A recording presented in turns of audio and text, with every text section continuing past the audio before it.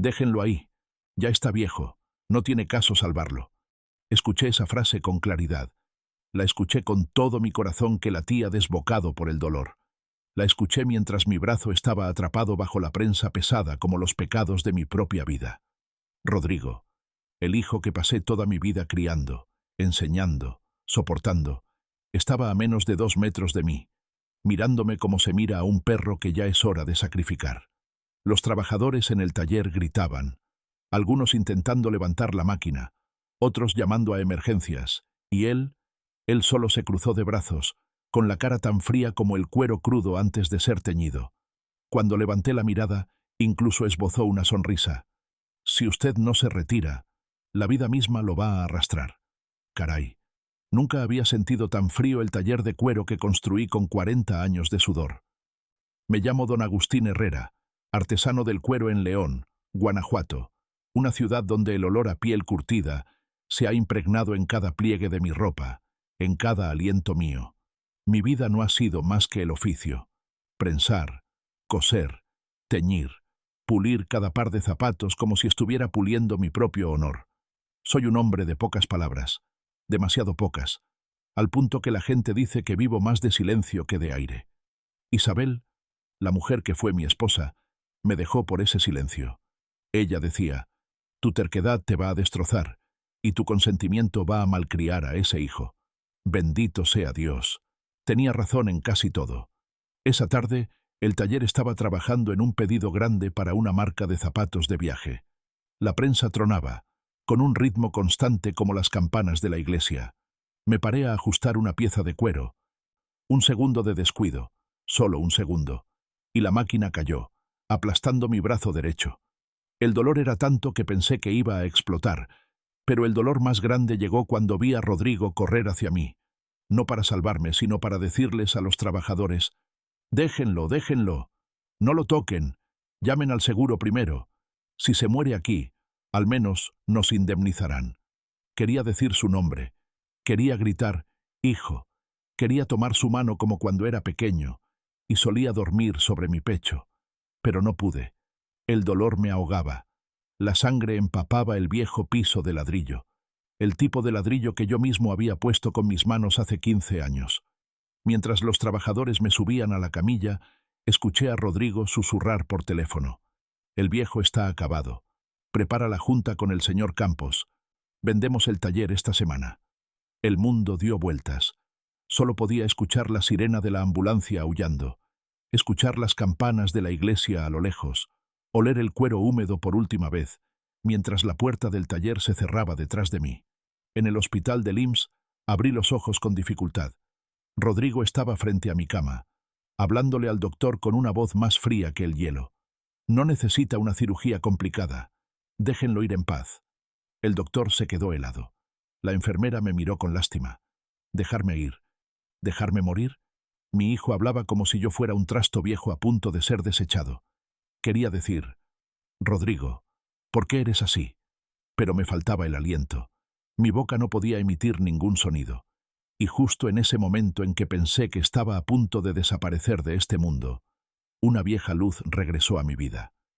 Isabel, y ella no iba a dejar las cosas así. Antes de continuar, suscríbete al canal y cuéntanos desde dónde nos escuchas en los comentarios de abajo. Mírese nomás, pa.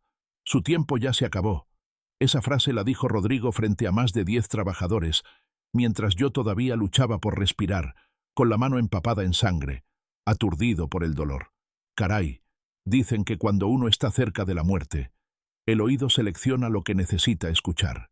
Pero ese día, lo que escuché más claramente no fue el ruido de la prensa, ni los gritos de los trabajadores, sino la voz de mi hijo, la voz del niño que una vez cargué sobre mis hombros en el mercado de pieles de León, humillándome en el mismo taller que yo levanté ladrillo por ladrillo. León, Guanajuato tiene un olor característico a cuero, penetrante, graso, cálido, persistente, como mi vida. Mi taller, Pieles Herrera, solía ser el orgullo de todo el barrio. Durante 40 años, enseñé a cientos de personas cómo elegir buen cuero, cómo coser una puntada recta, cómo pulir hasta que la luz en la superficie de la piel reflejara como un rayo de esperanza. Crié a Rodrigo con ese oficio. Cada par de zapatos, cada cinturón, cada pequeña bolsa ahorraba dinero para que él fuera a la universidad. Pensé que la tradición lo retendría. Pero tal vez me equivoqué. La tarde del accidente, Rodrigo apareció en el taller con una camisa planchada, un reloj brillante y un perfume tan fuerte que opacaba el olor del cuero fresco. Entró como un nuevo patrón, mientras yo, su padre, solo era un trasto viejo hablando con los trabajadores sobre el lote que estábamos a punto de entregar. Cuando la prensa se atascó, me agaché para ajustar la pieza de cuero torcida. Nadie esperaba que hubiera un cortocircuito. La prensa cayó más rápido que un parpadeo. Escuché el zas junto con el sonido de mis huesos rompiéndose como cartón. Al caer, todavía vi a Rodrigo parado justo enfrente, pero él no corrió hacia mí como los trabajadores jóvenes. Solo dio un paso atrás, frunciendo el ceño. «No apaguen la máquina. No lo toquen. Llamen al seguro primero». Los trabajadores gritaron: «Don Rodrigo, don Agustín está perdiendo sangre». Rodrigo respondió de inmediato: «Cállense. La indemnización es más importante. ¿Qué tal si vive pero queda incapacitado? ¿Quién paga?». Yo yacía allí, escuchando cada palabra como un cuchillo. El niño que solía quedarse dormido en mi regazo, ahora se preocupaba más por el dinero de la indemnización que por mi vida. Un joven trabajador, Eduardo, se arrodilló a mi lado, llamando tembloroso a emergencias. Agarré su mano débilmente, mi boca intentando hablar pero sin sonido. Rodrigo vio la escena y dijo, lo suficientemente alto para que todo el taller escuchara: «Si no la libra, al menos tendremos la oportunidad de empezar de nuevo». ¿Empezar de nuevo? Quería decir que este taller sería suyo, y mi muerte era el boleto para la vida lujosa que siempre soñó. Cuando los paramédicos empujaban la camilla hacia afuera, escuché a Rodrigo llamar por teléfono, con voz baja pero suficiente para que yo, y todo el cielo, escuchara. «El viejo está acabado. Prepara el contrato con el señor Campos. Este taller tiene que venderse la próxima semana». La puerta de la ambulancia se cerró. El taller se oscureció detrás del vidrio empañado. El familiar olor a cuero se coló por última vez en mi nariz. Pero lo más doloroso no fue el brazo aplastado, sino el honor de un padre pisoteado por su propio hijo en medio del lugar que construyó toda su vida. Y yo no lo sabía. El siguiente piso de la humillación sería 100 veces más brutal. Desperté bajo la luz blanca y deslumbrante del IMSS, el olor a desinfectante y el sonido del monitor cardíaco resonando constantemente como el golpeteo de un martillo lejano. Los párpados me pesaban como si tuvieran plomo, la garganta tan seca que no podía emitir ni una palabra. Intenté levantar la mano, pero el dolor del brazo aplastado hizo temblar todo mi cuerpo. «Caray», gemí en mi cabeza. La fuerza de toda una vida de trabajo, las 2 manos que habían prensado miles de piezas de cuero. Ahora solo quedaba la mitad. Cuando la conciencia se aclaró, vi a Rodrigo parado casi al pie de la cama, hablando con el doctor con esa voz tranquila hasta dar miedo. «Sí, soy el único familiar». El doctor miró el expediente y luego dijo, «Su padre necesita una cirugía reconstructiva. Será muy costosa. Pero la posibilidad de recuperación es solo del 30–40%. Miré directamente a mi hijo, esperando que dijera algo, esperando escuchar la frase, «Salve a mi padre, doctor». Pero no. Rodrigo se cruzó de brazos, suspiró, y luego dijo una frase que mi corazón nunca olvidará. «Si se va a quedar inválido, mejor déjenlo ir en paz». Escuché cada palabra claramente. Escuché como si cada sílaba penetrara directamente en mi médula ósea. La enfermera se quedó boquiabierta. El doctor frunció el ceño. Y yo yacía allí, impotente, como un muerto viviente. El doctor repitió, esta vez con incredulidad, «¿Está seguro? Esta es una decisión de vida o muerte». Rodrigo respondió, con voz monótona como si estuviera discutiendo la compra de maquinaria. «No puedo cuidarlo. Ya no tiene valor laboral». Y él tampoco querría vivir con dolor. Quería gritar, «Yo nunca dije eso», pero la voz estaba ahogada, la boca rígida como si estuviera sellada. Una lágrima se derramó, no por el dolor físico, sino porque por primera vez en mi vida entendí cuánto había consentido a Rodrigo para que pensara que la vida de su padre podía decidirse con un encogimiento de hombros. El doctor se volvió hacia la enfermera, pidiendo los papeles de renuncia al tratamiento. Rodrigo tomó la pluma y firmó de inmediato. Firmó tan rápido que no lo pensó, tan rápido como si estuviera firmando la venta de un par de zapatos defectuosos. La enfermera me miró, con voz temblorosa. Señor, su hijo dice que esta es su voluntad. Intenté levantar la cabeza, intenté abrir la boca, intenté decir un no, pero solo emití un aliento entrecortado. Rodrigo se inclinó cerca de mi oído, susurrando, lo suficiente para que solo yo escuchara. Papá, a veces morirse es la mejor manera de dejar de estorbarme. Quise morirme de verdad, pero no por la enfermedad o el accidente, sino por esa frase. Un momento después, el doctor se dio la vuelta para revisar el expediente. Rodrigo salió inmediatamente del hospital, sin dejar un número de contacto. Antes de salir por la puerta, le dijo a la enfermera, «Si pasa algo no me hago responsable, estoy ocupado». Me quedé allí, hundiéndome en una oscuridad helada. En mi cabeza solo quedaban dos palabras, abandonado. Pero la vida, justo cuando pensé que se extinguía, de repente se encendió de la manera más inesperada. Una auxiliar buscó en mi cartera para encontrar documentos. Encontró un papel viejo, arrugado, con un solo número de teléfono. El nombre escrito en él, Isabel. Y ese momento fue exactamente cuando la rueda del destino comenzó a girar hacia atrás. Desperté por segunda vez en la sala de recuperación. La luz había sido atenuada. Los pasos de las enfermeras eran más ligeros, como si todo el hospital quisiera evitar causarme más dolor. Mi brazo derecho estaba vendado hasta el hombro. Un suero goteaba en mi brazo izquierdo. La boca tan seca que sentía como si todo el desierto de Guanajuato se hubiera acumulado en mi garganta. Pero estaba vivo, respirando. Débil, pero vivo. A mi lado había un rostro desconocido, joven, con ojos brillantes pero cargados de responsabilidad. El doctor Montiel, residente de último año, de complexión delgada pero con una voz firme como la de un experimentado zapatero clavando suelas. En cuanto me vio abrir los ojos asintió. «Bien, don Agustín, sigue con nosotros». Intenté preguntar con la mirada, porque mi boca no podía hablar. «¿Por qué sigo vivo? ¿Dónde está mi hijo? ¿Aceptó el tratamiento?» El doctor me miró fijamente como si leyera mis pensamientos. Bajó la voz. Dijeron que su hijo rechazó la cirugía, pero no les creí. Me quedé inmóvil. Continuó, cada frase como si colocara cada pieza de cuero en su lugar exacto en el molde. Lo miré, y vi a un hombre con voluntad, un hombre que no quería morir. Y también vi la injusticia en la forma en que el joven Rodrigo dijo, «Déjenlo ir». La enfermera Ramírez, la que había revisado mi cartera, asintió. «Mi padre también es artesano, don Agustín. Nadie tiene derecho a decidir sobre su vida excepto usted mismo». Caray, dos extraños, y me protegían como si fueran familia. El doctor Montiel explicó. «Realicé una cirugía de emergencia para mantenerlo con vida. No se puede recuperar todo el brazo, pero está vivo. Y vivir es lo primero que debemos preservar». No supe si llorar o agradecer, porque mi garganta no emitía sonido. Pero mis ojos ardían tanto que no podía distinguir si eran lágrimas o solo la humillación que quedaba de las horas en que Rodrigo estuvo allí, frío como una piedra. De repente, el doctor preguntó, «¿Tiene algún otro familiar? ¿Alguien que pueda cuidarlo?» Quería decir no. Rodrigo era todo, el único, o más bien, lo había sido. La enfermera Ramírez tomó mi cartera rota, sacó el pequeño papel arrugado, la tinta azul ya desvaída. «Solo hay un número de teléfono». Leyó el nombre. «Doña Isabel». Cerré los ojos. El mareo no provenía de la anestesia, sino de los viejos recuerdos que volvían.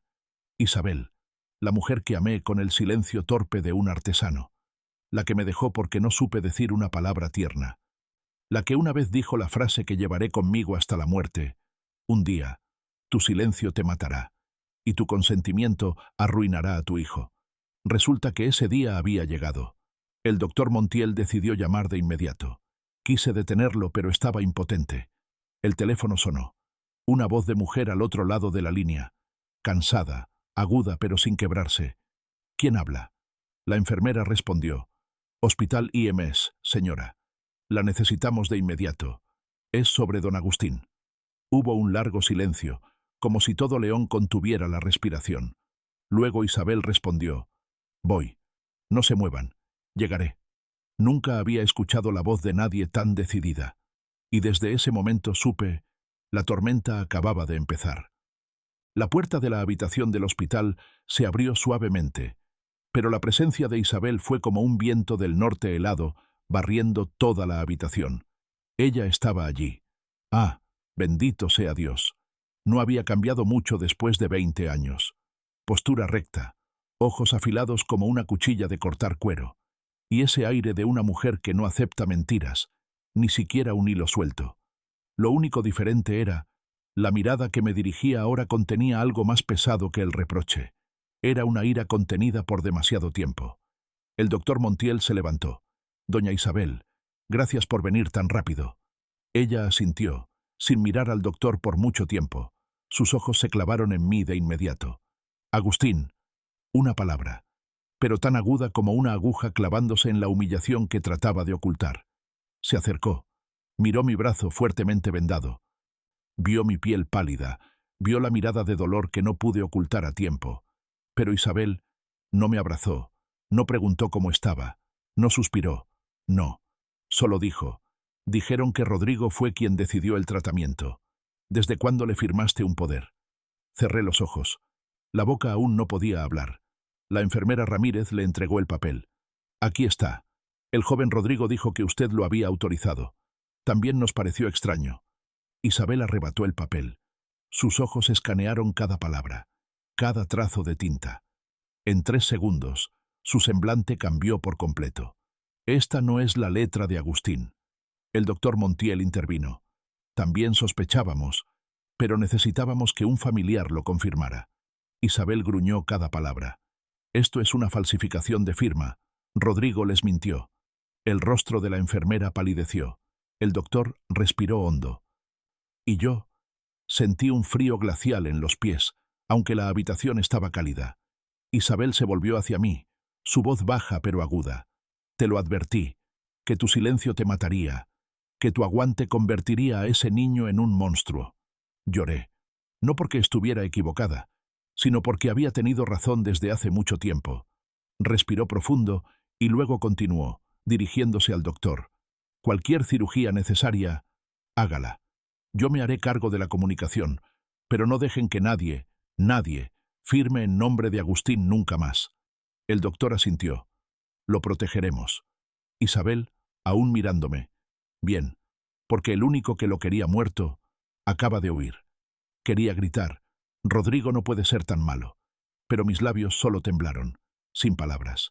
Isabel dio un paso atrás enfatizando. Y esto no es todo. Voy a investigar. Rodrigo no se volvió así por casualidad. Tiene que haber una mano detrás, o un secreto que nunca has enfrentado.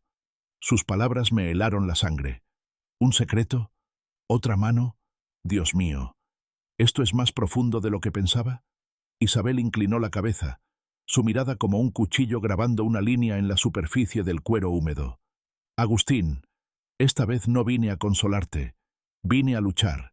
Y créeme, yo lucho mucho mejor que tú. Esa frase marcó el momento más importante de mi vida. La mujer que perdí por mi silencio. Había regresado para romper ese silencio. Y desde aquí, la justicia comenzó a afilarse. La noticia del regreso de Isabel al hospital se extendió más rápido que un rumor en el mercado de pieles de León. Por la tarde, cuando el sol caía sobre los viejos tejados de color rojo tierra, la puerta de mi habitación se abrió de nuevo. Esta vez no era un doctor ni una enfermera. Era doña Gertrudis, mi prima, la que cada año enviaba exactamente una tarjeta de Navidad, pero siempre presumía a los vecinos que era muy cercana a la familia Herrera. Entró con otros 2 parientes lejanos. Isabel los vio y preguntó directamente. ¿Quién los llamó? Gertrudis se encogió de hombros. Ay, mija, Rodrigo ya nos dijo. Pobrecito. Don Agustín, ya no sirve. La habitación pareció enfriarse un grado. Yo, aunque estaba en la cama, escuché esa frase como el desgarro de una cuchilla sobre cuero tierno. Ya no sirvo. El honor de un hombre mexicano, especialmente de un artesano, pisoteado con una frase corta. Isabel se irguió, cruzando los brazos frente a su pecho. ¿Qué les dijo Rodrigo? Gertrudis bajó la voz, pero lo suficientemente alto para que yo escuchara. Que ya estaba senil. que ya no recordaba a la familia, que rechazó el tratamiento porque no quería ser una carga. Quería sentarme de golpe, quería gritar, «No es cierto», pero mi garganta seguía muda como si estuviera cosida. La enfermera Ramírez entró corriendo, indignada. Don Rodrigo mintió. Fue él quien rechazó el tratamiento. Gertrudis solo se rió con desdén. «Ay, niña, no digas mentiras. Rodrigo es un hombre estudiado. Don Agustín toda su vida solo tocó cuero. Su mente no puede compararse con la de su hijo». Ahí estaba. Esa era la tercera humillación. No solo la humillación causada por Rodrigo, sino la humillación comunitaria, la humillación de aquellos que solían considerarme el maestro del cuero. Isabel se volvió a mirarme. Leyó el dolor en mis ojos. Luego dijo, sin gritar, pero con voz helada: «Lo diré una vez para que quede claro. Rodrigo se negó a salvar a mi exmarido. Rodrigo falsificó una firma para legalizar su muerte. Y Rodrigo huyó cuando le preguntamos. Esa es la verdad». Gertrudis se quedó rígida. Los dos parientes detrás de ella comenzaron a retroceder hacia la puerta, como si estar cerca de la verdad pudiera quemarlos. Uno de ellos habló, temblando. «Pero Rodrigo dijo que se sacrificó mucho por su padre». Isabel rió fríamente. ¿Sacrificarse esperando a que su padre muera para vender el taller?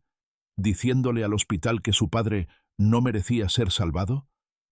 ¿Sacrificarse llamando a su padre un cadáver lento? La habitación quedó en silencio de cementerio. Después de un largo rato, Gertrudis intentó justificarse. Nosotros solo queríamos ver si todavía estaba consciente. Isabel avanzó, interponiéndose entre ellos y mi cama. «Ya basta. Él no necesita la lástima de personas que creen en las palabras de un hijo traidor». Luego se volvió hacia mí, respirando hondo. «Agustín, escucha. No solo Rodrigo te quiere muerto. También tienes que enfrentar la humillación de que tu propia familia crea en sus palabras». Cerré los ojos. No sabía si por el dolor, la humillación o porque acababa de entender una amarga verdad. Además de Rodrigo, fue mi propio silencio durante tantos años lo que hizo que todos creyeran que era débil, nublado, sin valor. Gertrudis y los parientes se fueron en silencio. Isabel acercó una silla a mi cama. Puso su mano sobre mi mano izquierda, por primera vez en 20 años. «Está bien, Agustín. 3 pisos de humillación son suficientes. Ahora es nuestro turno de responder». La miré a los ojos. Ya no había reproches del pasado. Solo la determinación de una mujer que había decidido ponerse de mi lado. Una última vez. Afuera de la habitación, las sombras de la tarde en León se alargaban como un cuchillo bien afilado. Y lo sentí. La tormenta de la venganza. Apenas comenzaba a levantarse. Las tardes en León siempre tienen ese sol dorado que cubre las hileras de talleres como una capa de barniz sobre cuero recién teñido. Pero ese día, la luz del sol se volvió afilada como una cuchilla. Isabel caminó por la calle llena de olor a cuero, cada paso firme, como el martillo golpeando clavos en una suela. No fue al taller de Herrera a preguntar cómo estaban, a hablar suavemente, o a escuchar las excusas de Rodrigo. No. Llegó como una tormenta calculada, trayendo consigo los libros de contabilidad, la ira y la mente de una contadora que una vez mantuvo a flote una gran empresa solo con un lápiz y la cabeza fría. La puerta del taller estaba abierta de par en par. Se escuchaba a Rodrigo reír y hablar adentro, su voz resonando como si estuviera presumiendo algo grande. Isabel entró, sus tacones bajos golpeando el piso de cemento. Nadie se atrevió a detenerla. Rodrigo la vio, frunciendo el ceño. «¿Qué hace usted aquí? Esto es un negocio, no tiene nada que ver con usted». Isabel sonrió levemente, pero era una sonrisa sin calidez. «Claro que tiene que ver. Mucho». Frente a Rodrigo estaba el señor Campos, un empresario astuto en la industria del cuero. Estaba admirando algunos diseños que Rodrigo le mostraba. Campos miró a Isabel. «¿Ustedes?» Isabel respondió de inmediato con total confianza. «La exesposa del dueño del taller, la que llevó los libros hace 20 años, la que conoce cada centavo que entró y salió de este lugar». Rodrigo perdió la compostura. «No le haga caso. Ella es el pasado. Yo soy el futuro». Isabel se volvió hacia Campos. «Señor, ¿sabe por qué Rodrigo está vendiendo este taller con tanta prisa?» Campos arqueó una ceja, curioso. Rodrigo intervino. Porque mi padre está débil y quiero expandirme en una nueva dirección. Isabel se rió, una risa tan afilada como una navaja de cortar cuero. No, es porque el banco está a punto de embargarlo, y porque ha estado malversando el dinero de su padre durante los últimos 5 años. Todo el taller quedó en silencio, como si le hubieran succionado el aire. Campos se volvió a mirar a Rodrigo. ¿Malversando? Rodrigo se sonrojó. Está inventando. Los libros que llevo están todos legales. Isabel sacó un fajo de fotocopias gruesas de su bolso. ¿Legales? Estas son las facturas que falsificaste. El dinero para maquinaria nueva estaba a nombre de Agustín, pero la deuda se la embolsó Rodrigo. Campos echó un vistazo, su rostro oscureciéndose. Esto es fraude. Rodrigo intentó mantener la calma, pero su voz temblaba. Oiga, señor Campos, todavía no hemos cerrado nada. Isabel interrumpió su frase con un corte limpio. Y si él muere, como Rodrigo deseaba, el banco se quedará con todo. Campos, usted está a punto de comprar un cadáver de deudas. Campos se sobresaltó, cerrando inmediatamente su portafolio. Yo no hago negocios de este tipo. Se volvió hacia Rodrigo. Buena suerte, muchacho, porque la vas a necesitar, y mucho. Salió del taller, seguido por los murmullos. Rodrigo se quedó paralizado como un becerro en medio del mercado, pálido. Isabel se acercó, susurrando lo suficiente para que él la escuchara claramente. ¿Creíste que venía a salvarlo de ti? No. Vine a salvarte a ti de la misma avaricia que te cegó. Rodrigo tembló. Usted no tiene derecho. Isabel lo miró directamente a los ojos. ¿Derecho? Tengo el derecho de la verdad. ¿Y tú qué tienes? Un futuro que se está resquebrajando. Rodrigo se rompió. Y yo, en el hospital en ese momento, no tenía idea de que la primera tormenta que Isabel había creado era solo el preludio de la tormenta más grande de mi vida. Rodrigo pensó que perder un cliente como el señor Campos era solo un pequeño desliz. Pero en León, las malas noticias corren más rápido que el olor a cuero húmedo en temporada de lluvias. Solo 1 hora después, medio barrio sabía que Isabel había hecho estallar el contrato de venta del taller. Y mientras yo yacía inmóvil en el hospital, incapaz de pronunciar media palabra, Rodrigo continuó abriendo un nuevo nivel de traición, cruel, venenoso y tan desnudo, que solo alguien que ya no consideraba a nadie como familia se atrevería a decirlo. Isabel, después de hacer huir a Campos, no había salido del taller. Quería revisar todo, desde los libros de deudas, las facturas, hasta la computadora personal de Rodrigo. Le dijo al viejo guardia del taller: necesito verlo todo. Si Rodrigo lo engañó, seguramente escondió más. Cuando Rodrigo vio que Isabel tocaba su laptop, se abalanzó. «No la abra, es mi propiedad personal». Isabel levantó la cabeza, esbozando una media sonrisa llena de desdén. «¿Propiedad personal? Esta laptop se compró con el dinero de tu padre, de la tarjeta de crédito a su nombre». Rodrigo se quedó sin palabras, pero la verdad más amarga estaba justo en la pantalla. Isabel abrió una carpeta grande llamada Proyecto Internacional. Dentro no había planes de desarrollo para el taller, sino un video de presentación que Rodrigo había enviado a una corporación extranjera. Todo el taller guardó silencio mientras Isabel presionaba play. En el video, Rodrigo estaba parado en medio del taller, mi taller, con una camisa elegante. Su voz tranquila como la de un CEO exitoso. El cuero está muerto. La artesanía mexicana ya no tiene futuro. Mi padre es un fósil vivo que se niega a aceptar los tiempos modernos. Pensé que ya había escuchado suficiente humillación. Pero no. Aunque no estaba allí, cada frase suya me golpeaba directamente en la imaginación. Rodrigo continuaba: cuando él muera, el taller será mío. Lo convertiré en fábrica de suelas sintéticas. Nada de este pasado viejo quedará. El trabajador más antiguo, Don Chuy, que estaba detrás de Isabel, exclamó: «¡Santa Madre de Dios!». Una joven trabajadora se echó a llorar. Otro sacudió la cabeza, pálido como si acabara de presenciar un crimen. Isabel no apartó la vista de la pantalla. Su expresión ya no era de ira, sino de profunda repugnancia. Rodrigo apagó la máquina apresuradamente. «Es solo un borrador, una forma de convencer a los inversores. Usted no entiende». Isabel lo miró directamente. «Entiendo muy bien. No solo quieres borrar el oficio de tu padre, quieres borrarlo a él de este mundo. Rodrigo se sonrojó, y luego gritó como si hubiera perdido la cabeza. ¿Y qué? El viejo me estorba.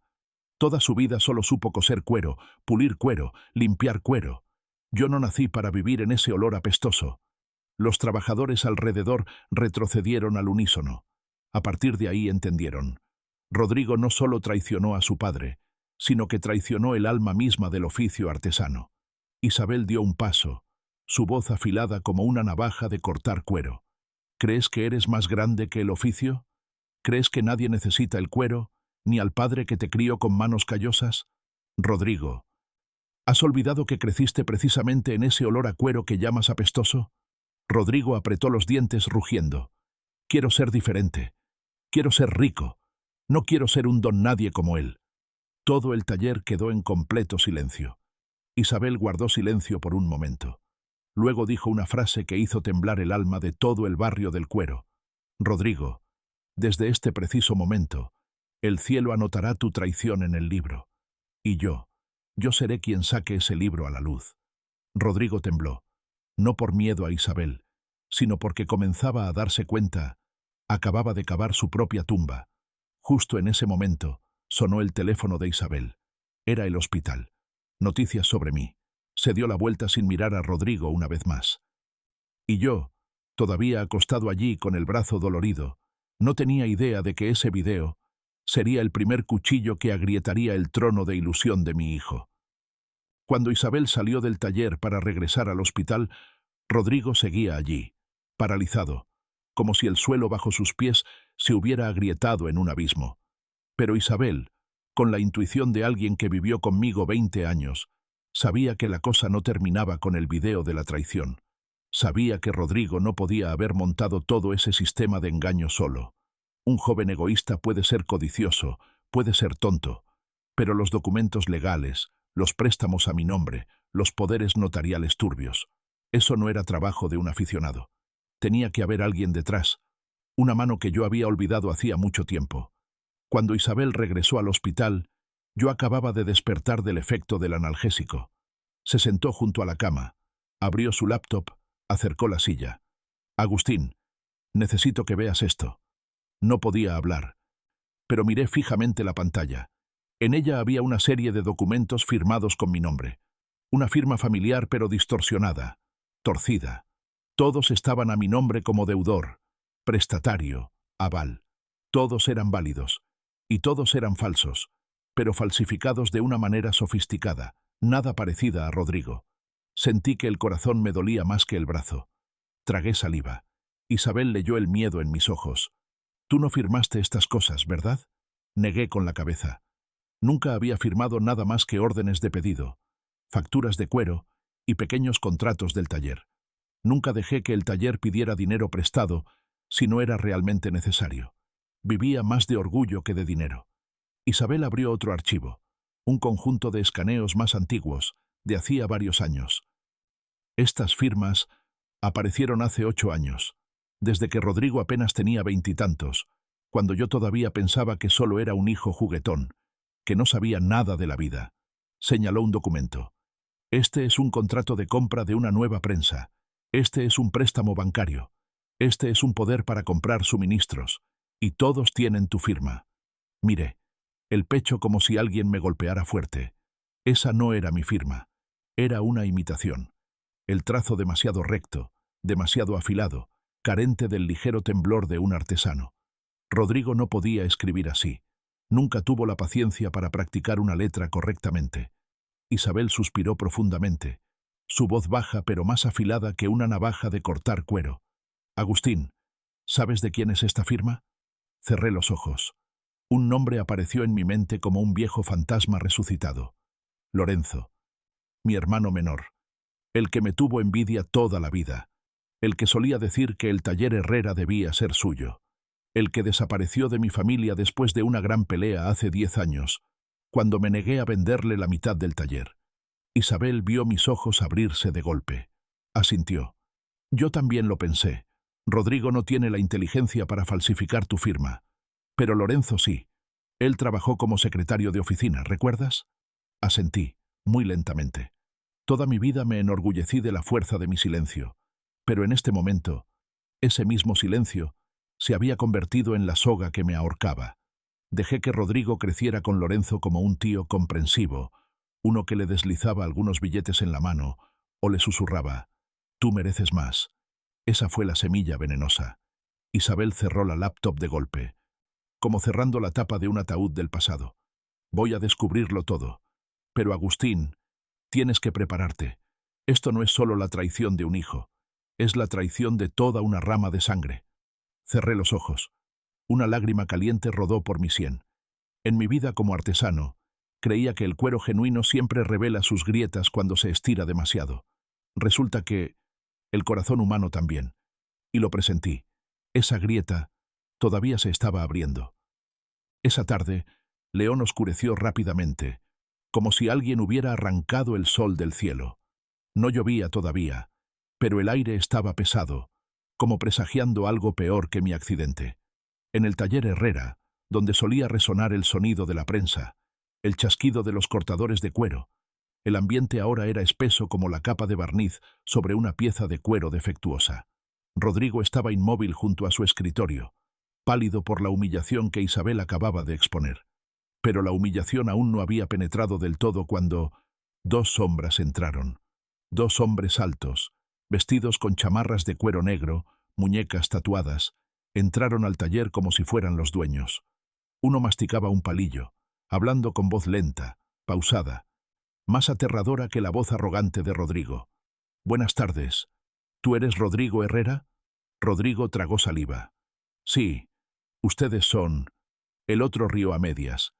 «Viejos amigos de don Lorenzo y los nuevos acreedores de don Agustín». Todo el taller contuvo la respiración. El tipo del palillo señaló un estado de cuenta dentro de una carpeta de plástico. «Hay 3 préstamos, 2 a nombre de Agustín Herrera, 1 a nombre tuyo». Palmeó ligeramente el pecho de Rodrigo. «Y todos están vencidos». Rodrigo palideció.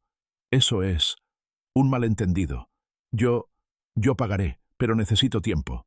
El taller está a punto de venderse». El tipo soltó una carcajada. «No seas ridículo. Este taller está a punto de convertirse en un cementerio». Un joven trabajador retrocedió, tropezando con un contenedor de cuero. Nadie en el taller los había visto antes, pero sus palabras hicieron que el mundo alrededor de Rodrigo se encogiera. El tipo tatuado se acercó a Rodrigo, el olor a tabaco y cuero quemado golpeando su rostro. Lorenzo garantizó que si el viejo moría, la deuda se borraría sola. Pero el viejo no murió. «Así que tú pagas». Rodrigo boqueó. Lorenzo, él les dijo eso». Golpeó la pesada mesa de madera. «No menciones su nombre. Ahora solo eres tú». Un trabajador del taller gritó: «Dejen a Rodrigo en paz. Este es un lugar de trabajo». El tatuado se volvió, lanzando una mirada que silenció a todos de inmediato. Le metió un papel en la mano a Rodrigo. «3 días. Si no, cobraremos lo que más quieres». Rodrigo abrió el papel temblando. Encima había un número más grande que el valor total del taller. Un rayo silencioso recorrió su espalda. Pero lo que me hizo temblar a mí, acostado en el hospital a unas cuadras de distancia, no fue la cantidad de dinero. Fue el propio Rodrigo. Por primera vez en su vida, tenía miedo de verdad. Ya no había arrogancia, ni prepotencia. Retrocedió, tropezó con una silla, su voz se quebró como la de un niño. «Yo le pediré a mi padre. Él tiene ahorros». Los dos tipos se rieron a carcajadas. «Tu padre está moribundo. Y además, perdió el habla. Si eres listo, piensa rápido. Si no, el taller y todo el apellido Herrera desaparecerán». Se fueron, dejando el olor a tabaco y la amenaza colgando del techo. Rodrigo se desplomó, agarrándose la cabeza. Los trabajadores se mantuvieron a distancia. Nadie se atrevió a consolarlo. Nadie se atrevió a acercarse. Susurró, su voz como el viento silbando por una rendija: «Lorenzo, me traicionaste». Nadie sabía que esas palabras eran leves comparadas con la verdad, porque Rodrigo aún no entendía que él era solo un peón en un juego mucho más grande. Un juego creado por alguien que solía ser mi familia. Y justo cuando Rodrigo estaba sentado temblando en el taller, el mensaje que Isabel me envió al hospital Apareció en la pantalla del teléfono del doctor Montiel. Agustín, el verdadero nudo se ha revelado, y lleva el apellido Herrera. Esa noche, en León, no llovió. Pero dentro de mí, una tormenta comenzaba a rugir, profunda, oscura e irreversible. Desperté al amanecer, cuando la luz del hospital proyectaba en la pared blanca un color pálido que solo aquellos que han estado cerca de la muerte reconocen como familiar. El largo estupor hacía que mi cabeza pesara como si la hubieran sumergido en un tanque de agua fría. Intenté mover la punta de mi dedo izquierdo, el único brazo que aún sentía.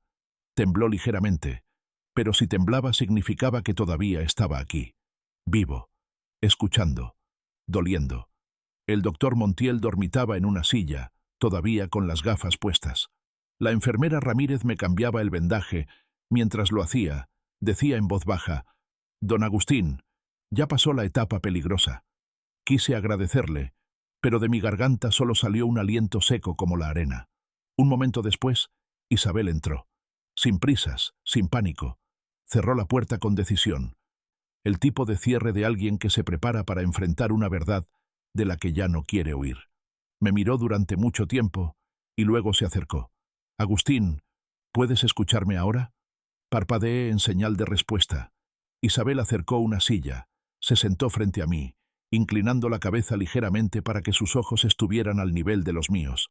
Sacó un papel de su bolso, lo puso sobre mi vientre, un papel con un sello bancario y una firma falsa con un trazo familiar. Mi firma, pero no la mía. «Míralo». Miré el papel, el corazón contraído. Habló lentamente, claramente, cada palabra como si martillara un cuero moribundo. «Rodrigo no lo hizo solo. No es lo suficientemente inteligente como para falsificar tu firma. No tiene las agallas para pedir dinero prestado a tu nombre. No tiene la habilidad para crear una docena de contratos legales». Fruncí el ceño. Isabel asintió, sus ojos agudizándose. «Lo he verificado. Todas estas firmas son de Lorenzo». Solté un suspiro de dolor, como si alguien me hubiera desgarrado la herida.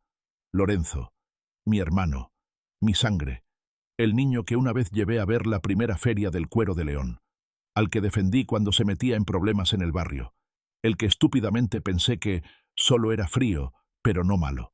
Isabel apretó los puños. «¿Sabes qué, Agustín? Durante todos los años que luché sola con este hijo malcriado, esperé que despertaras, pero no lo hiciste, y ahora todo tu silencio se convirtió en un festín para ellos». Cerré los ojos. Las lágrimas corrían en dos vetas calientes. Isabel levantó la mano. La puso sobre mi mano izquierda.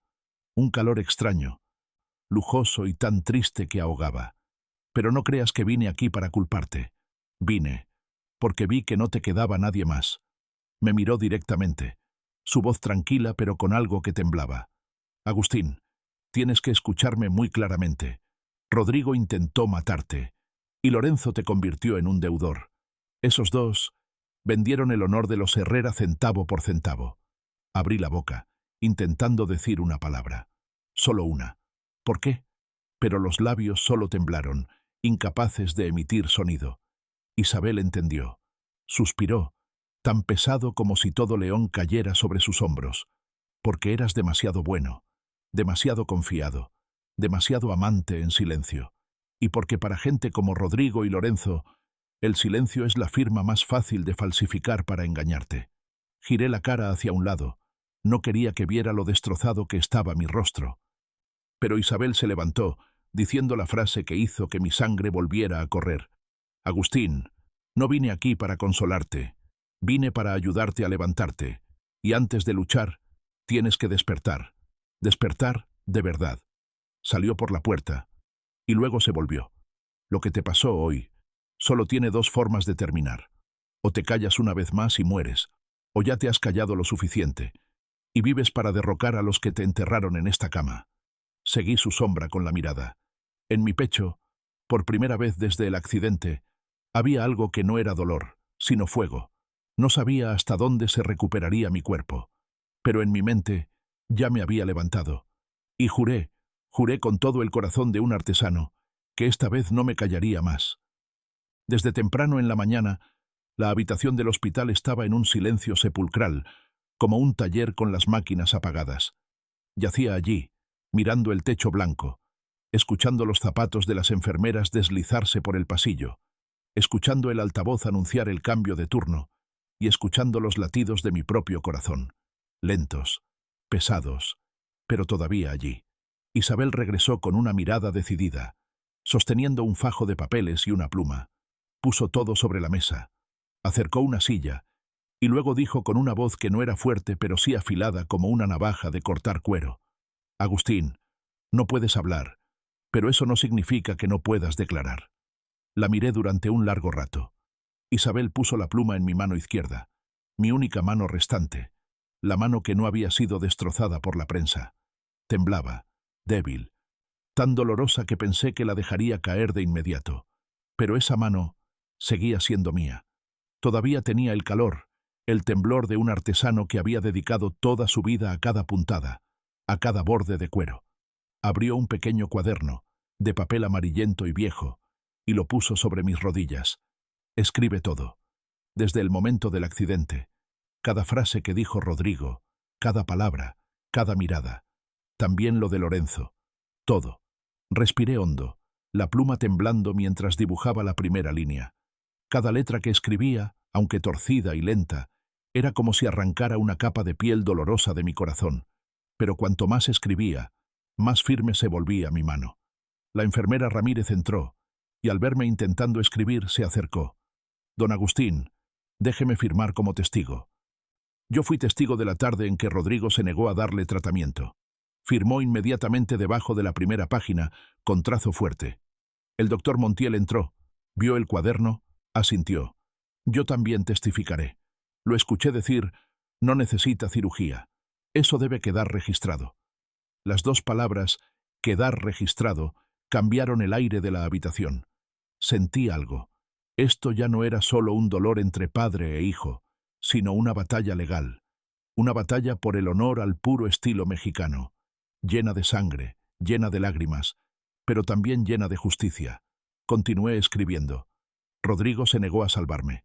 Rodrigo dijo: «Es mejor que muera». Lorenzo falsificó mi firma. Las deudas a mi nombre que nunca conocí. Cada detalle era como cada golpe de martillo que daba sobre el cuero duro, tratando de ablandarlo. Pero esta vez, lo que se ablandaba no era el cuero, sino mi propia indignación, la que había ocultado durante tantos años, la que me había hecho callar como una piedra cada vez que la familia se rompía. Isabel leyó por encima cada página, asintiendo. «Bien, no importa cuánto duela, escríbelo, porque cada una de estas palabras será la soga que ate al hijo que te vio como un cadáver que respira». La miré, no con la vieja tristeza, sino con profunda gratitud. ¿Quién lo hubiera dicho? La mujer que me dejó por mi silencio. Era la que me estaba obligando a decir la verdad por primera vez en décadas. Cuando llegué a la 10ª página, mi mano temblaba más, pero no me detuve. Isabel puso su mano en mi hombro. «Agustín, sé que quieres preguntar por qué lo hizo, pero la verdadera pregunta es, ¿qué harás para que no se atreva a hacerlo de nuevo?» Detuve la pluma. Un calor recorrió mi espalda. Una parte de mí, la parte que fue aplastada en la prensa, estaba siendo reensamblada con una ira lúcida. Escribí la última línea de esa mañana. «Me levantaré. Recuperaré mi honor». Isabel sonrió. No una sonrisa tierna, sino la sonrisa de alguien que acaba de terminar de afilar un cuchillo. «Bien, Agustín. Ahora tenemos nuestra primera arma». Y ese cuaderno, pequeño, torcido, manchado de tinta, se convirtió en la base del contraataque que nadie en la familia Herrera pensó que yo tendría la fuerza de hacer. Esa tarde, la luz de la ventana del hospital se filtraba a través de la delgada cortina, cayendo sobre mi cuaderno de declaración como si Dios mismo quisiera iluminar cada palabra. Había escrito casi 30 páginas, páginas temblorosas, con letras torcidas, pero la verdad más cruda de mi vida. Y cuando Isabel regresó con un hombre de camisa blanca, cargando un grueso portafolio, supe que las cosas habían pasado a otra etapa. Una etapa sin lágrimas, sin silencio, sino de contraataque. El hombre se paró frente a mi cama, asintiendo cortésmente. «Soy el licenciado Medina. Isabel me ha contado brevemente todo, y yo estoy muy interesado en este caso». Isabel se sentó a su lado, con los brazos cruzados como para evitar estallar de ira. No necesito que lo compadezca, Medina. Necesito justicia. El abogado Medina abrió el cuaderno de declaración, pasando cada página como si revisara el expediente de un caso que había estado enterrado demasiado tiempo. Leyó lentamente, con atención, sus ojos agudizándose cada vez que encontraba un detalle sobre Rodrigo o Lorenzo. «Señor Herrera», dijo, levantando la cabeza para mirarme, «he manejado muchos casos de abuso de personas mayores, pero esto no es un caso normal. Esto es una conspiración». Tragué saliva, mis manos apretando el borde de la sábana. Isabel intervino. «Explíquese mejor». Medina dejó el cuaderno, juntando las manos. Primero, Rodrigo se negó a salvar a su padre. Segundo, falsificó firmas. Tercero, Lorenzo conspiró para respaldar documentos y contraer deudas. Cuarto, Rodrigo intentó vender un taller con un propietario legal sin su consentimiento.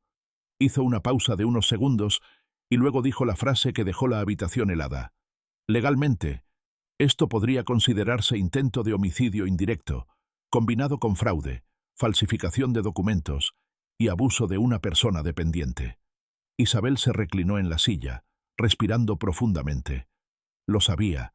Esos dos no se atreverían a hacer esto si no hubiera un gran beneficio. Medina asintió. «Exactamente. Y ese beneficio es el taller. Este lugar no es solo un negocio, es un patrimonio». Escribí en un pequeño papel. «Lorenzo está detrás». Él lo leyó, asintiendo con fuerza. «Yo también lo creo. Lorenzo es el autor intelectual, pero Rodrigo es el ejecutor directo. ¿Qué haremos?» «Atacar a ambos». Isabel se inclinó hacia él. «Quiero que Rodrigo quede expuesto ante todo el mundo. Y Lorenzo, que no escape». Medina sonrió levemente, el tipo de sonrisa de alguien que ya ha visto la victoria. «Me gustan los casos en los que la verdad es tan brillante que nadie puede negarla». Los miré a los dos. Dos personas que habían estado en lados opuestos de mi vida. Una que se fue, otra que acababa de llegar. Pero ahora estaban sentados uno al lado del otro, mirando en la misma dirección. Justicia. Isabel puso su mano sobre mi mano izquierda, por primera vez con verdadera ternura. «Agustín, ¿sabes por qué volví?» La miré, sin parpadear. No por lástima, no porque quisiera remendar el pasado, sino porque Rodrigo es nuestra responsabilidad compartida. Yo me fui, y tú te callaste.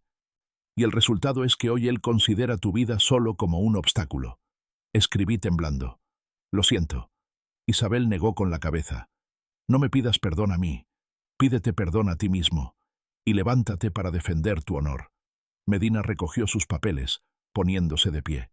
«A partir de ahora, somos un equipo, una alianza, y le prometo, don Agustín, su hijo nunca más se atreverá a verlo como un objeto de desecho». Cerré los ojos. En la oscuridad detrás de mis párpados vi la imagen de Rodrigo de niño, corriendo por el taller, riendo a carcajadas, aferrándose a mi pierna, y luego la imagen de Rodrigo adulto, parado en el hospital diciendo: «Déjenlo morir en paz. Gabacho. Si no contraataco ahora, entonces ya no soy Agustín Herrera, el artesano que nunca dejó un pedazo de cuero roto sin coserlo. Esta vez cosería mi vida de nuevo». Y la primera puntada ya estaba dada. Esa mañana, León estaba cubierto por una fina capa de sol, dorada pero fría.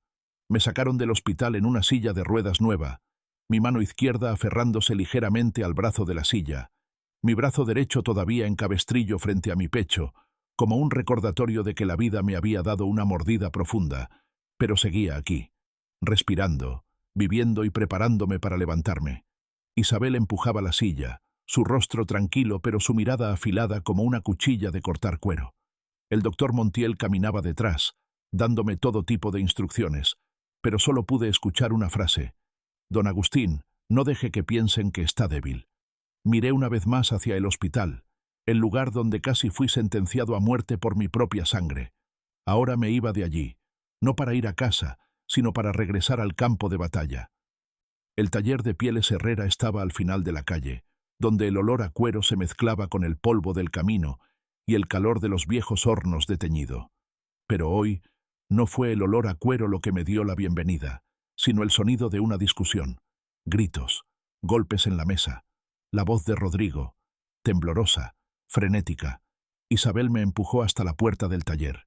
Primero escuché la voz. 3 días más, 3 días. Si no pagas, nos quedaremos con este taller, ¿entiendes? La voz de uno de los 2 prestamistas del día anterior. El otro dijo: Lorenzo prometió que el taller sería nuestro si tu padre moría. Pero el viejo no murió. Ahora, tú resuelves. Rodrigo gritó: Yo lo conseguiré. Denme más tiempo. Mi padre. Uno de ellos interrumpió: Tu padre está hecho un bulto inmóvil. ¿Crees que él puede salvarte? En ese momento, Isabel me miró, asintiendo levemente. Es hora. Empujó mi silla de ruedas hacia el interior del taller. El suelo del taller, las paredes, la banda transportadora, todo pareció congelarse en ese instante. Los pasos de los curtidores se detuvieron a mitad de camino. Los que estaban trabajando levantaron la cabeza. El olor a cuero fresco se disolvió en el aire. Rodrigo se dio la vuelta. Su rostro estaba pálido como si alguien le hubiera dado una bofetada. Su boca se abrió, pero no pudo pronunciar palabra. Dio un paso atrás, y luego 2. ¿Papá? Lo miré, sin llorar, sin temblar, sin dolor, solo mirar. Isabel se paró a mi lado, cruzó los brazos, su voz fría como el acero. Sí, Agustín sigue vivo, todo lo contrario a lo que querías. Los 2 prestamistas me miraron de pies a cabeza. Uno de ellos le preguntó en voz baja a Rodrigo: ¿Qué significa esto? No estaba muerto. Rodrigo tartamudeó. Yo pensé, el doctor dijo, yo levanté mi mano izquierda, la única mano con suficiente fuerza para señalarlo directamente. Vivo, dije. La voz era débil, pero cada palabra era como un martillo golpeando cuero grueso. Vivo, a pesar de ti. Todo el taller contuvo la respiración. Rodrigo rompió a llorar, corriendo hacia mí. Yo no quise, solo tenía miedo. Estaba presionado. Isabel interrumpió con un «ya», que sonó como un látigo. Nadie te presionó a querer que tu padre muriera. Esa fue tu elección. Rodrigo se volvió hacia mí, desesperado. Papá, perdóname. No sabía qué hacer. Estaba endeudado. Lorenzo me engañó. Lo miré durante un largo rato, el corazón pesado como cuero mojado sin secar. Luego dije la frase que sabía que lo perseguiría toda su vida. Dijiste que me dejaran morir, para que te sintieras aliviado. Rodrigo se desplomó. Su llanto se rompió en medio del taller, sonando como cuero rasgado por la mitad. Los trabajadores se alejaron más. Nadie intervino. Nadie simpatizó. Todos fueron testigos de la escena del hijo arrodillado a los pies de su padre, pero no para pedir perdón, sino para cargar con la horrible verdad que había sembrado. Uno de los prestamistas le dijo en voz baja a su compañero: «Ya vi suficiente. Este tipo no tiene salvación». Pero Isabel se volvió, señalándolos directamente. «Aléjense. A partir de ahora, todas las deudas se resolverán legalmente». El otro tipo sonrió con desdén. «¿Legalmente? Nosotros somos la ley en este barrio». Isabel no parpadeó. «Entonces prepárense, porque la verdadera ley está en camino». Se fueron, dejando la amenaza flotando en el piso del taller. Respiré hondo. El olor a cuero volvió a mis pulmones. Penetrante, espeso, vivo. Me volví hacia Rodrigo, mi voz débil pero clara. «Sigo vivo, Rodrigo. Y ahora tendrás que mirarme mientras me levanto. No de pie con mis piernas, sino de pie con mi honor». Todo el taller guardó un silencio absoluto. Sabían, todos sabían, que la tormenta herrera acababa de formarse oficialmente. Y por primera vez en su vida, fue Rodrigo quien tuvo que tenerme miedo. El aire en el taller era pesado como una lámina de cuero de vaca mojada sin curar. Rodrigo seguía arrodillado en el suelo, con las manos temblando violentamente, las lágrimas mezcladas con el sudor, sin parecerse en nada a la imagen del hijo arrogante que solía ajustarse la corbata frente al espejo cada mañana. Ahora estaba encogido como un animal joven al que le acababan de cortar su sombra de confianza. Isabel se paró frente a él, con la espalda recta como una placa de acero forjado.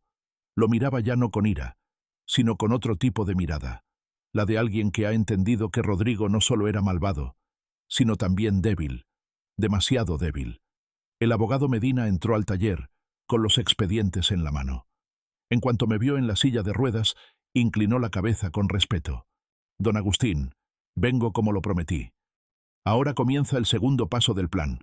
Rodrigo levantó la cabeza, con los ojos enrojecidos. «¿Qué plan? Yo puedo arreglarlo, lo juro». Medina dejó caer el portafolio sobre la mesa. El sonido seco hizo temblar todo el espacio. «No, Rodrigo, ya cruzaste la línea. Ahora todo se manejará legalmente». Rodrigo retrocedió con la voz ahogada. Yo no sabía que las firmas eran falsas. Mi tío Lorenzo, él dijo que así se hacían los negocios». Medina lo interrumpió.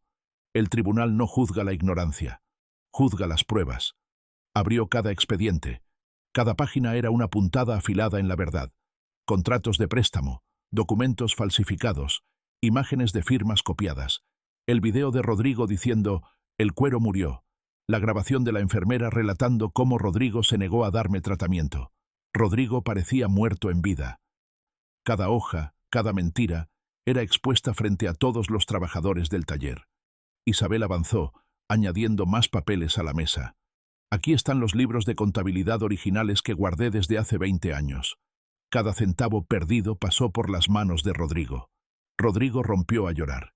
Yo necesitaba dinero. Quería que el taller creciera. No sabía cómo. Lo miré directamente. Mi voz débil pero sin temblar.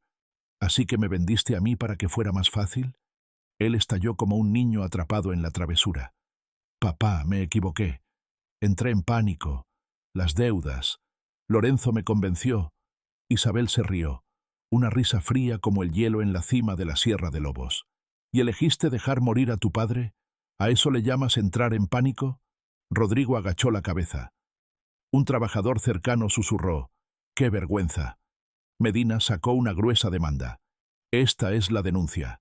Ya presentamos una copia a la fiscalía». Rodrigo se levantó de un salto. «No, papá, no dejes que lo hagan. Lo perderé todo». Lo miré, con los ojos pesados. «Ya lo perdiste todo, el día que firmaste mi muerte». Nadie dijo nada más. Ni un sonido.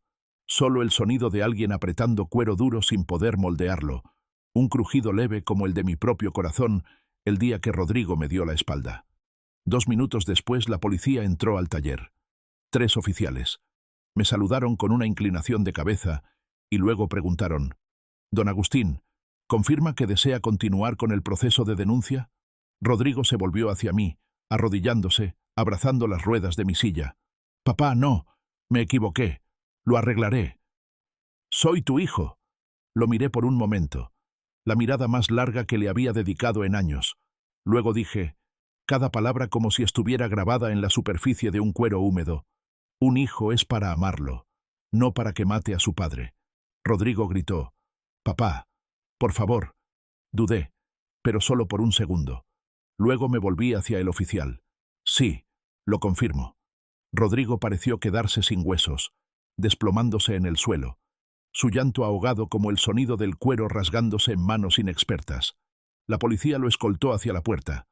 Todos los trabajadores del taller permanecieron inmóviles, sin decir una palabra. Medina recogió los papeles mirándome. «Don Agustín, acaba de hacer lo que muchos padres no se atreven a hacer». Isabel estaba a mi lado, poniendo una mano cálida en mi hombro. «Agustín, de ahora en adelante, ya no eres la víctima. Eres quien comienza la purga de la familia Herrera». Miré hacia la puerta del taller, por donde acababan de llevarse a Rodrigo. Dentro de mí no había alegría, no había victoria, solo un dolor tan profundo que la carne no podía soportarlo. Pero debajo de ese dolor, algo se estaba convirtiendo en acero, la determinación de no dejar que nadie llevara el apellido Herrera a la oscuridad, nunca más. Esa tarde, León se sumió en un viento seco que barría los callejones estrechos, trayendo consigo el olor a cuero secándose al sol y el calor de los antiguos hornos de teñido. Regresé a casa con Isabel y el abogado Medina, pensando que las cosas se habían calmado temporalmente después de que se llevaran a Rodrigo. Pero hay sombras que solo esperan el momento de caos para salir a la luz. Y esa persona, la que estaba detrás de todos los apuñalamientos por la espalda, eligió aparecer justo en el momento menos esperado. Apenas habíamos empujado la silla de ruedas al patio cuando una camioneta plateada se estacionó justo frente a la puerta. La puerta del auto se abrió y escuché el sonido de botas con clavos golpeando el suelo. Un sonido más familiar que cualquier otro en mi memoria. Lorenzo, mi hermano menor. El que alguna vez pensé que era la parte restante de la familia después de que mis padres murieron. En quien confié tanto que compartí la mitad de mi comida con él cuando éramos pobres como ratas. El que desapareció de mi vida durante muchos años, solo para regresar ahora, con una sonrisa pálida y calculadora. Entró al patio como si fuera su casa. «Hermano», dijo, abriendo los brazos como si quisiera abrazarme. Solo lo miré, sin moverme. Isabel se interpuso entre él y yo, su voz afilada como una cuchilla de cortar cuero. «No lo toques». Lorenzo se volvió hacia ella, sin mostrarse molesto en absoluto. Al contrario, sonrió con una cortesía escalofriante. «Isabel, ¿cuánto tiempo sin verte? Sigues tan hermosa como siempre». Isabel sonrió con desdén. «Y tú sigues siendo el mismo mentiroso de siempre». Lorenzo desvió la mirada hacia Medina y luego de nuevo hacia mí, como si no hubiera escuchado nada. «Agustín, vine a explicar. Lo de Rodrigo fue un malentendido. Solo intentaba ayudarlo. Ayudarte a ti también». Apreté mi mano izquierda contra el brazo de la silla de ruedas para no temblar. ¿Ayudar? Recordé cada contrato, cada firma falsa, cada centavo de deuda a mi nombre. Mi voz seguía débil, pero logré decir, ¿ayudar, esperando a que muriera? Lorenzo hizo la señal de la cruz en su pecho, fingiendo dolor. «Ay, hermano, ¿por qué piensas eso? Rodrigo es impulsivo. Pensó que ya estabas a punto de retirarte y quiso tomar el control. Yo solo lo guié un poco». Medina dejó su portafolio sobre la mesa de piedra del patio. «Abriendo cada prueba. ¿Y qué hay de los préstamos? ¿Las firmas que falsificó? ¿El contrato de venta del taller a nombre del señor Herrera? ¿A eso le llama guiar?» Lorenzo apretó la mandíbula. Un destello de ira brilló en sus ojos y desapareció de inmediato, reemplazado por una sonrisa aduladora. «No exageren. Ese taller no ofrecía ningún futuro. Solo quería ayudar a Rodrigo a escapar de esa pobre artesanía». Sentí que el corazón se me encogía. Mi hijo quería que muriera. Mi hermano quería que mi taller muriera. Y ambos lo justificaban con la palabra ayudar. Isabel dio un paso adelante, su voz helada. «Tú no ayudaste a nadie, Lorenzo. Solo ayudaste a tu propia codicia». Lorenzo se volvió hacia ella, riendo secamente. «Isabel, te divorciaste de Agustín hace mucho tiempo. ¿Crees que él te necesita? ¿Necesita a alguno de ustedes?» Isabel no dijo nada. Abrió su teléfono, reproduciendo el video de Rodrigo negándose a darme tratamiento. Lorenzo lo vio, su rostro cambiando 3 veces. Sorpresa, molestia, ira. Medina se cruzó de brazos. «¿Sabe usted que en la ley aprovecharse de un adulto mayor vulnerable es un delito grave?» Lorenzo soltó una carcajada, como si escuchara un chiste. Un viejo débil y una mujer divorciada, amenazándome. Isabel se acercó a su rostro, susurrando pero cada palabra como un clavo en la carne. «Somos las 2 personas que cometiste el error de subestimar». Miré a Lorenzo. Por primera vez en muchos años, lo vi tal como era. Ya no era mi hermano menor, sino alguien que había usado el propio apellido Herrera para construir una escalera hacia su codicia. Susurré, mi voz ronca como una vieja prensa. «Sal de mi casa». Lorenzo se quedó quieto unos segundos. Luego esbozó una sonrisa torcida y venenosa. «Todavía no hemos terminado, hermano». Salió del patio, cerrando de un portazo la puerta del auto, el sonido resonando como el crujido de un cuero estirado en exceso. Isabel puso su mano en mi hombro. Medina suspiró. «Ahora lo sabemos con certeza. Lorenzo es el autor intelectual. Y no se detendrá». Miré el cielo gris, respirando hondo. En mi pecho, el dolor se convirtió en fuego, y entendí, la verdadera batalla acababa de empezar. Esa mañana, León estaba cubierto por una fina niebla, como polvo de cuero lijado flotando. Ligero, pero irritante. Estaba sentado en mi silla de ruedas en la sala, mirando a través del viejo marco de la ventana hacia el patio, donde las correas de cuero que solía secar cada mañana ahora solo eran ganchos vacíos. Isabel y el abogado Medina Estaban sentados frente a mí, con una nueva pila de documentos sobre la mesa. Nadie hablaba. Nadie quería hablar. El aire era tan pesado que se podía oír el latido del corazón. Isabel fue la primera en hablar, suave pero tan profundo como una aguja de coser cuero. Agustín, el taller se está hundiendo, no solo por las deudas, sino porque la herida es demasiado grande. Estás obligado a elegir. La miré. Sus ojos decían el resto. Aferrarse sería morir, soltarlo dolería. Medina puso un expediente frente a mí. Hay una opción. Nadie la esperaba y nadie se atrevería a tomarla, excepto tú. Sacó un papel con el sello rojo de una organización de preservación de la artesanía, la Escuela Nacional de Marroquinería Tradicional, un lugar para formar a la nueva generación de artesanos, un lugar que honraba el oficio, un lugar más digno del sudor de 40 años de mi vida que cualquiera que llevara el apellido Herrera. Medina continuó. Si les cedes el taller, todas las deudas se congelarán. El banco no puede embargar. Rodrigo y Lorenzo pierden todo derecho a reclamar. Y lo más importante, no dejarás que el taller caiga en manos de un traidor. Cerré los ojos. El taller, donde conocí a Isabel por primera vez, donde Rodrigo corría como un cachorrito, donde pulí cada pieza de cuero como si puliera mi alma. Ahora tenía que dejar mis manos para sobrevivir. ¡Qué ironía! Para conservarlo, tenía que perderlo. Isabel tocó suavemente mi mano. Agustín, a veces hay que renunciar a un pedazo de cuero dañado para salvar todo el producto. Abrí los ojos. En mi interior ya no había dolor, sino algo pesado y brillante como acero recién forjado. Asentí. Medina puso el contrato final sobre la mesa. Precio de venta, 1 peso, una moneda, a cambio de todo el honor. Isabel me miró, sonriendo levemente. Quizás esta es la primera vez en tu vida que eliges por ti mismo. Tomé la pluma. La mano izquierda temblaba, no por debilidad, sino porque sabía que cada trazo que firmaba era el último aliento de una era llamada Herrera. Firmé. El sonido de la pluma sobre el papel sonó como el último martillazo sobre cuero seco.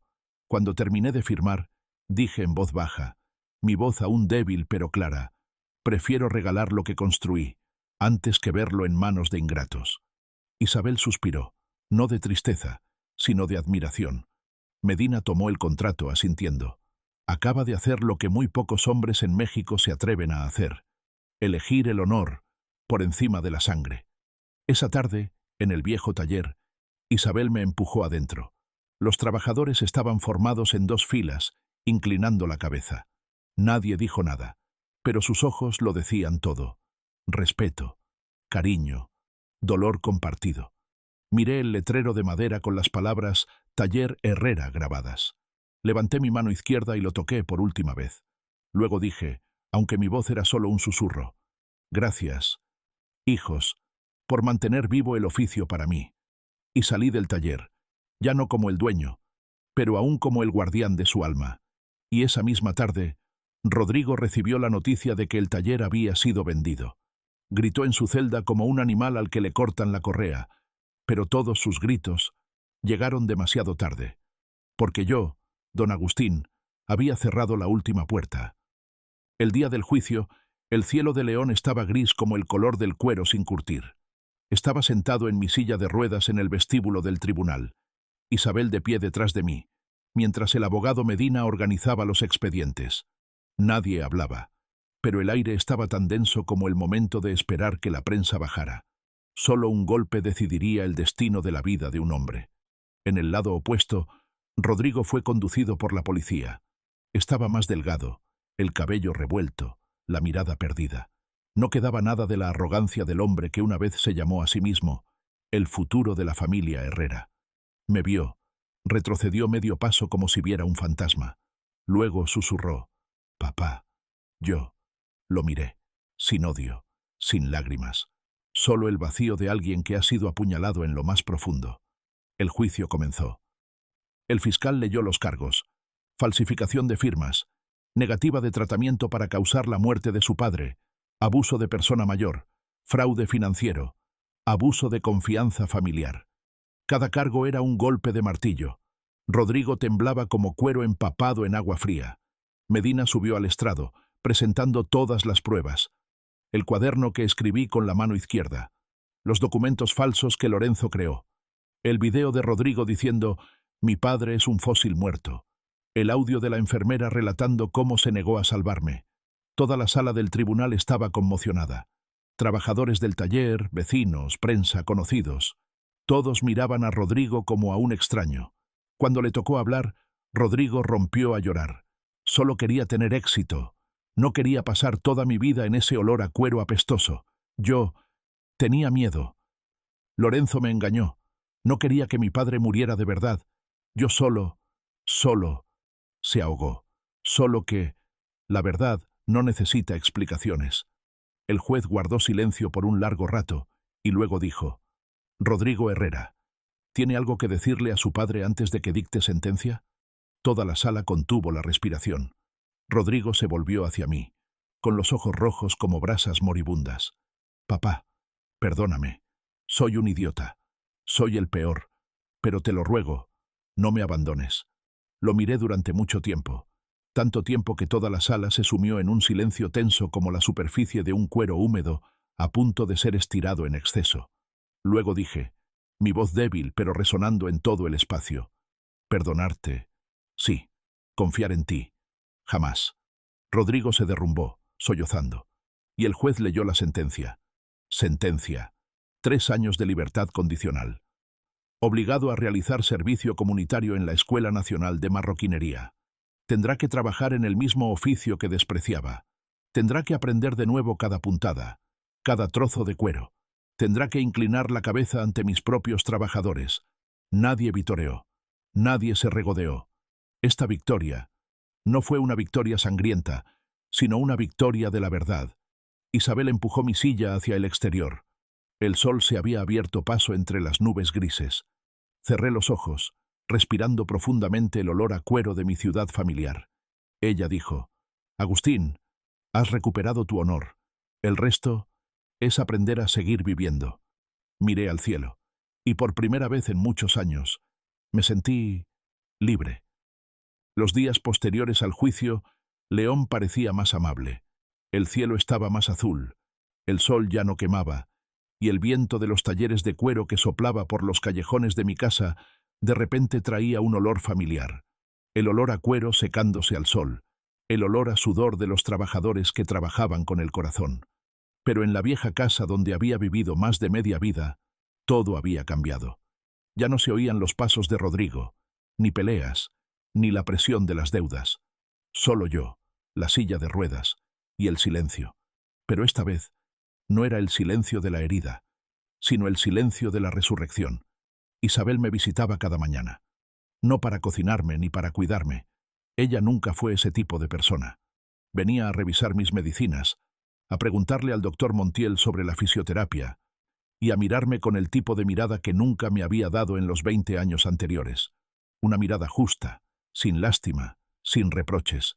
Una mañana puso una bolsa de tamales en la mesa y dijo, Agustín, todavía tienes una obligación.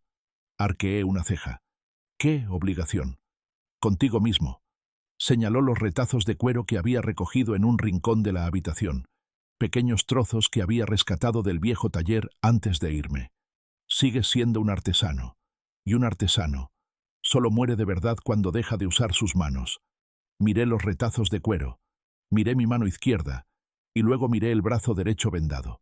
Pensé en cómo solía coser miles de puntadas rectas como una regla, cómo pulía zapatos hasta el punto de poder ver mi rostro en ellos. Ahora solo me quedaba una mano. Pero una mano también es una mano, es aliento, es honor. Empecé a practicar sosteniendo la aguja con la mano izquierda. Las puntadas eran torcidas, desiguales, horribles. Pero Isabel solo sonrió. Sigue haciéndolo. Al cuero no le da miedo lo feo, solo le da miedo ser olvidado. Una tarde, mientras luchaba con un trozo de cuero suave, tocaron a la puerta. Un niño de cabello rizado y rostro bronceado estaba afuera, sosteniendo unas sandalias rotas. Señor, dicen que usted sabe arreglar cuero. ¿Puede ayudarme? Miré las sandalias, miré al niño, y luego miré mis manos. Asentí. Ven, chamaco, pásale. Reparé las sandalias con la mano izquierda. lento, torpe, pero firme. Cuando se las devolví, sus ojos brillaron. Realmente pudo hacerlo, como mi abuelo solía hacerlo. Sonreí. Una sonrisa que no recordaba cómo se sentía desde hacía mucho tiempo. Al día siguiente, vinieron otros 2 niños. Luego una madre con el asa de su bolso rota. Luego un anciano con sus viejos zapatos gastados. Mi pequeña casa olía a cuero de nuevo. El olor familiar, el olor de pertenencia, el olor de las cosas que alguna vez se rompieron y que estaban siendo cosidas de nuevo, poco a poco. Por la noche, Isabel se paró en la puerta, mirando hacia adentro, sonriendo. ¿Ves? No necesitas un taller para ser artesano. Solo necesitas un corazón para seguir siendo tú mismo. Miré la pequeña habitación llena de luz amarilla, los trozos de cuero y los niños riendo. Quizás, por primera vez, realmente estaba aprendiendo a vivir. Y en ese momento, entendí. El honor no necesita un gran edificio. Necesita a un hombre que sepa arrodillarse, levantarse y seguir viviendo. Un mes después del juicio, el cielo de León se volvió de un sol suave. Ese tipo de sol dorado que cubría cada calle del barrio como una capa de aceite acondicionador sobre cuero recién terminado. Estaba sentado frente a mi casa, con una pequeña mesa de madera delante, trozos de cuero cortados esparcidos. Los niños del vecindario vinieron de nuevo, uno trayendo un cinturón roto, otro pidiendo reparar los viejos zapatos de su madre.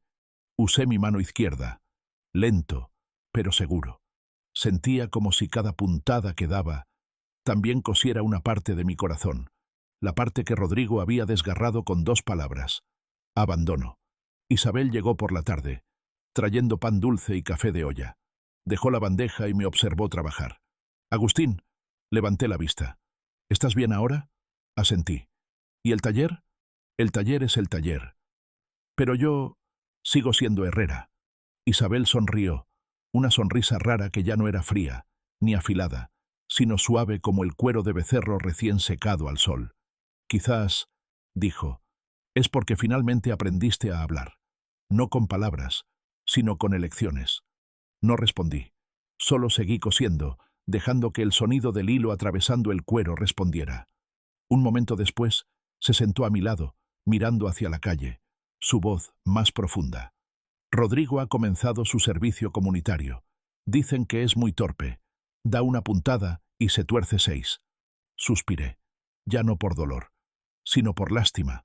Lástima por un niño que solía correr por el taller con una sonrisa tan grande como el patio. «Aprenderá», dije lentamente.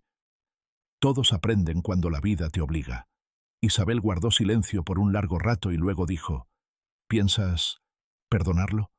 Miré la aguja en mi mano, el metal reflejando en mi rostro, viejo, pero ya no roto.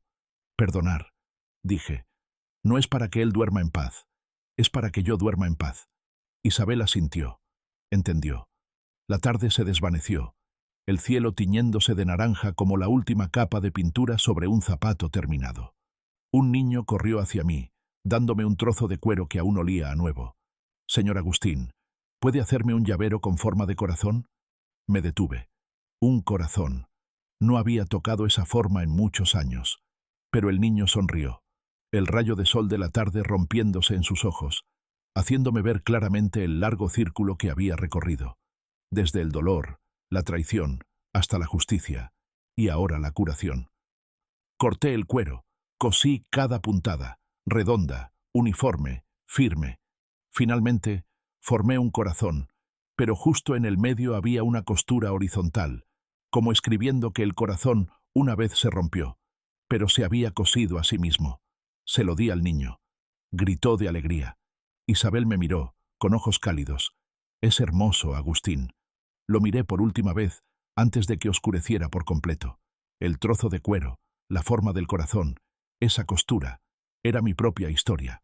Y susurré, como hablándole a todo León, a todo el mundo: «El cuero se cura, la traición deja cicatriz, pero un hombre siempre puede volver a levantarse». Y esa fue la primera vez en muchos, muchos años que me sentí verdaderamente completo. Si esta historia te ha cautivado, dale like al video, suscríbete al canal y comparte tus pensamientos en los comentarios. Para escuchar la siguiente historia, haz clic en el recuadro a la izquierda de la pantalla. Gracias por vernos.